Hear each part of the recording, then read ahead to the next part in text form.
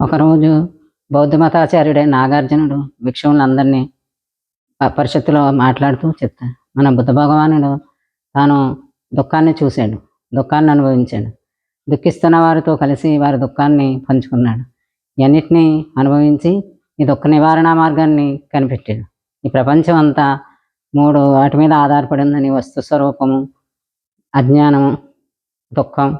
ఇలాంటి వాటితో అనిశ్చితి, ఏ వస్తువు కూడా నిశ్చలత్వం లేదు, అన్నీ చలించి చలనం కలిగిన ఏది అన్నీ మారిపోతాయి. ఏది అలా అనిశ్చితి. ఈ ఈ మూడు స్వరూపాల ప్రపంచం ఏర్పడి ఉంది కాబట్టి ఈ ప్రజలకి, మానవులకు దుఃఖము, తీరని దుఃఖం, రోగాలు, ఈ మరణం, ఈ భయాలతోనే జీవితం అంతా అయిపోతుంది అని దానికి మధ్య మార్గంగా ఆయన కొన్ని ధర్మాలను చెప్పారు అనమాట.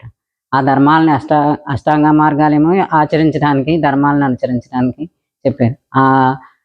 ఈ ధర్మాలను అనుసరిస్తూ ఈ మధ్య మార్గాల్లో వెళ్తే ఈ దుఃఖాల నుంచి, వీటి నుంచి మనం ఎంతైనా ముందుకి తప్పించుకుని శాంతి పొందవచ్చు. శాంతి అంటే శాంతి కదా, పరమశాంతి అనమాట.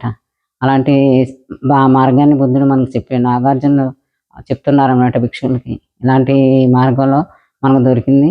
దీనిలో మనం ఈ మార్గాన్ని మనం అనుసరించి ఈ మధ్య మార్గంలో ఈ ధర్మాలను అనుసరిస్తూ ఎవరైతే ఈ ఆచరించుకుంటూ ఉంటారో వారికి దుఃఖాల నుంచి, వీటి నుంచి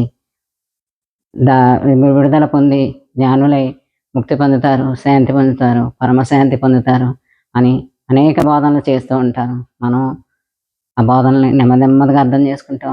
మన జీవితంలో కూడా కొన్నింటి ఎందు, అన్నిటి ఎందు మనం ఆచరణలో ఎప్పుడైతే పెట్టుకుంటామో మనకు కూడా ఎంతో శాంతి దొరుకుతుంది.